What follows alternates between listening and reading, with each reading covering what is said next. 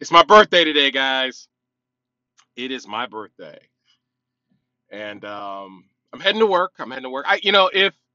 If we weren't still in kind of a semi lockdown in my area, and like the movie theaters were open and more stuff to do, I probably would have took the day off. But since since the state parks and stuff aren't really open yet for a lot of stuff, I'm just gonna chill and go to work.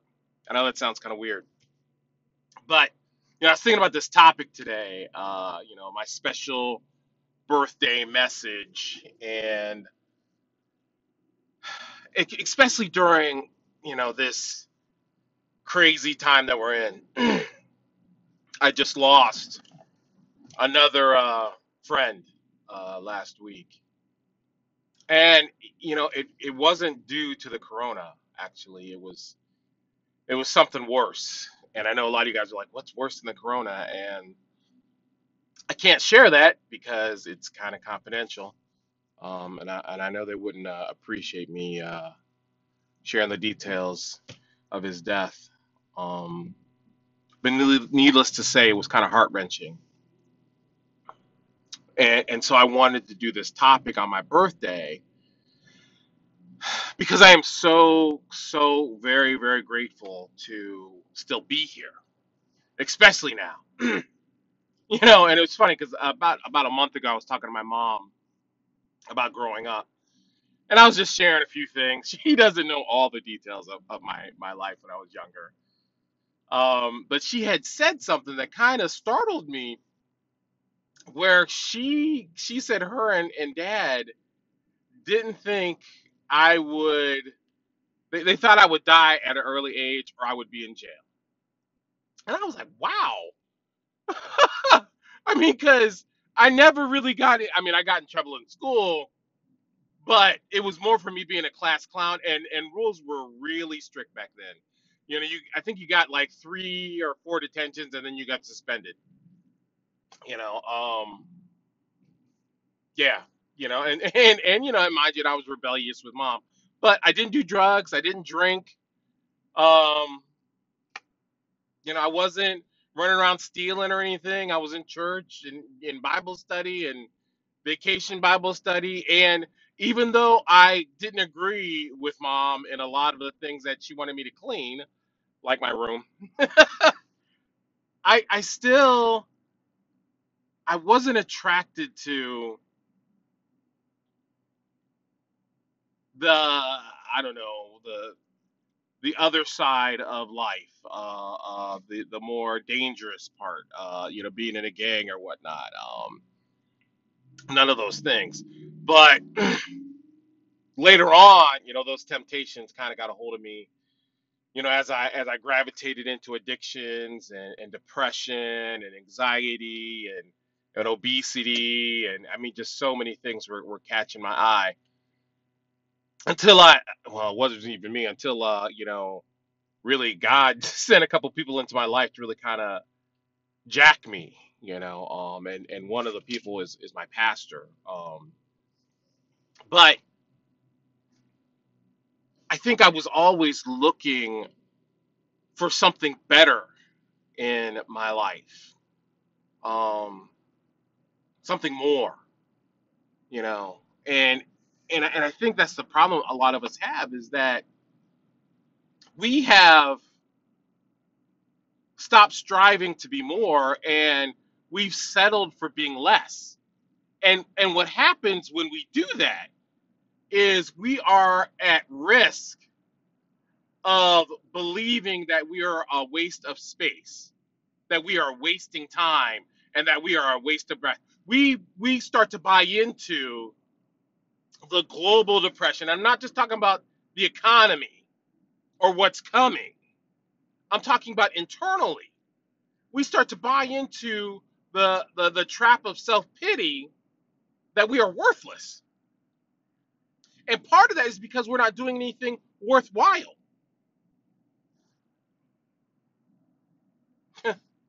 I mean, it's like 2 plus 2 equals 4, and 0 plus 0 equals 0. So if I'm doing 0, I've got nothing to really kind of latch on to help put my self-esteem on. What is my platform on? Is it just in material things? Is it just in my romantic relationships? Is it just in how much money I make? Is it just in what I do on the job?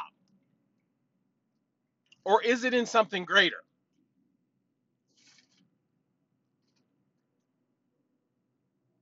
I mean, early on, I mean, I was all about my own self-interest, and I still, come on, and I'm not perfect. Trust me, I have not arrived. I still struggle with those hedonistic pleasures that are distracting. you know, Sex, drugs, and rock and roll. Well, not rock and roll, hip hop are still attractive to me, and it probably will always be like that. I mean, my wife. I'll put a picture on Facebook. You guys got to see the special cake she made for my birthday today. I'll get it when I come home. But it's just beautiful. It's just phenomenal. But I'm always gonna be attracted to sweets. But that doesn't mean that has to be my destination. I truly believe we are all created with a purpose and a calling. The question is do we pick it up, or do we just leave it on the shelf and talk about it like, yeah, I wanted to do blah blah blah when I was younger, and I'll always ask, well, what happened? What's still happening? Because so long as you're still breathing, you haven't missed the bus. You just refuse to get you just refuse to get in the vehicle and turn the car on.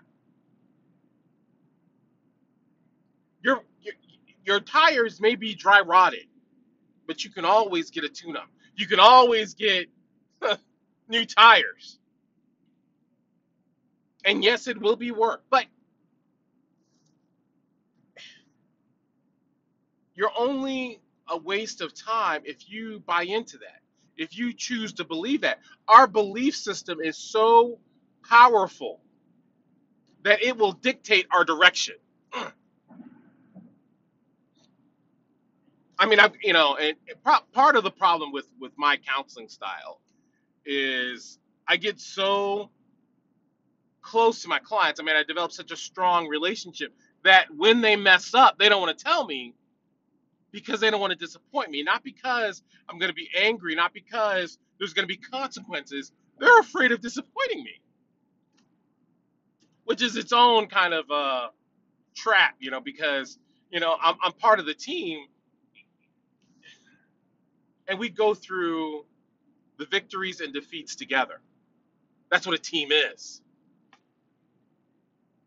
And I think some of us, when we fall into the trap of worthlessness, we will disengage from our supportive structures in our life, whether it's people, places, and things that have become a powerful, positive motivation for us. We will disconnect from them because we're drifting away from our purpose and our destiny, and we're going back down into depression. And I speak from personal experience. I still struggle. Look. I mean, I've been talking about my neck and shoulders for a while, and I bought this massage gun, which yeah, I'm just probably gonna have to have Dee Dee or my wife hit it every other day just to really loosen up how tight everything has become in my neck and shoulders, and it is causing significant pain and headaches, and when I am physically in distress, well, I mean, that's with everybody. It starts to affect us. It starts to affect our emotions and our motivations, and well, we don't react as positive as we should. Oh, okay, because that car is broke down. So part of when I talk about health and nutrition is we got to keep that engine as well maintained as possible so we can fight off the internal battles that we're going to encounter throughout the week, throughout the years. I am 51 today, and I feel better than I've ever felt, even in the midst of the pandemic. And I don't think everybody can say that,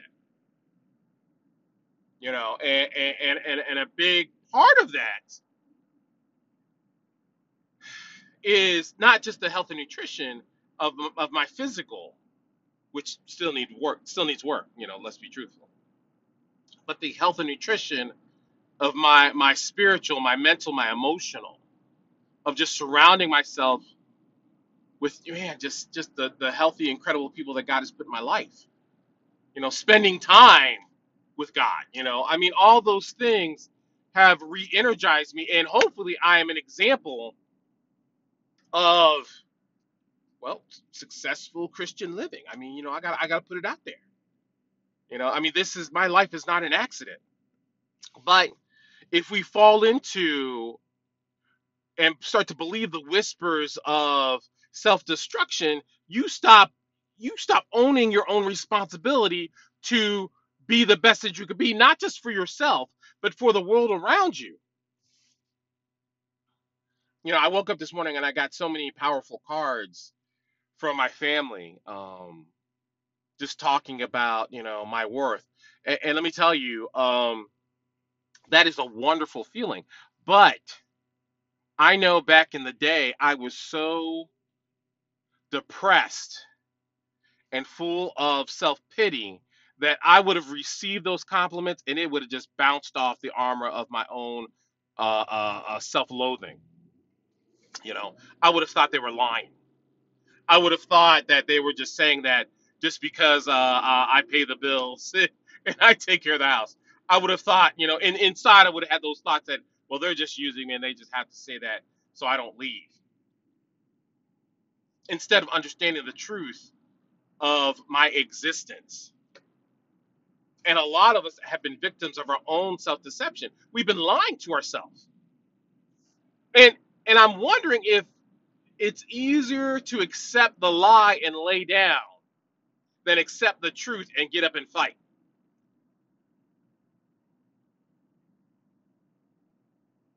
Because hey, I wonder what are we doing with this time that we've had, this timeout that this pandemic has given us? What have we done with the time? And here we are, we're coming out of this lockdown, and what are we going to do with that time? Are we just going to spend it? And I'm not dogging people for but are you just going to spend it tanning on the beaches? Are you just going to spend it eating cotton candy? Are we just going to spend it trying to buy the latest gym shoes or get high or drunk because the bars are back open in full force? Are we going to continue to waste time and become a waste of space because of our actions, because of the actions that we're choosing?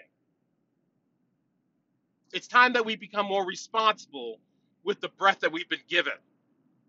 Because if anything, if we should have learned anything from this horrible period in our history, is that time is finite and life is precious.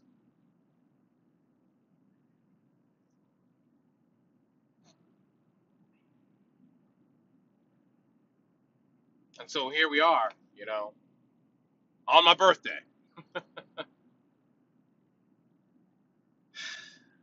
And I want to use that time to not only be grateful, but to be purposed.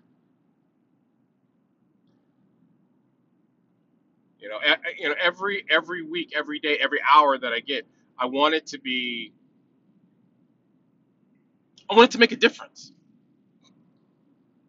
So I'm challenging you today on my birthday to start making a difference because you still have breath. And so that means you still have a purpose. So I'm not letting you off the hook. You are not a waste of space. You are not a waste of time. All right? So I love you guys. I'm praying for you guys. I thank you guys. I thank all you guys for your birthday wishes. I really appreciate it. Thank you so much. And it's Monday. Let's go get it. Peace.